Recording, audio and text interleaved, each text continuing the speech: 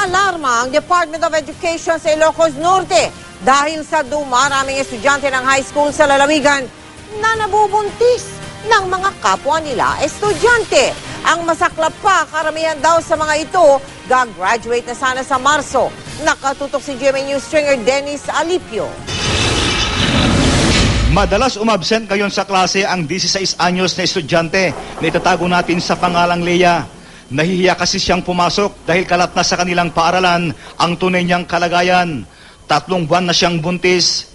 Sa pakipag-usap ng GMA News kay Leia, bakas ang kanyang kalungkutan dahil sa kanyang kalagayan ngayon. Nagsisisi po ako kasi kailangan po ng parents ko na dapat makapagtapos po ako, pero unfortunately nangyari na to. So, I'm looking forward para kahit ano nang mangyari, at least may baby na dadating, and that is one of the blessing na matatanggap ko. Labis na nababahala ang Department of Education sa Ilocos Norte dahil bukod kay Leia, hindi bababa sa 10 ang bilang ng mga nakumpirmang buntis na mga high school students sa lalawigan. Karamihan sa kanila ay graduating na sana sa darating na Marso. At ang masaklap, kapwa nila estudyante ang nakabuntis sa kanila. I'm really alarmed, and we need to strengthen our guidance services, and we need to give further training to our guidance counselors. At the same time, strengthen parent-teachers association so that there is closer bonding with parents. Base sa datos mula sa pinakahuling National Demographic and Health Survey, halos isa sa bawat 10 babaeng teenager edad 15 hanggang 19 ang nabuntis.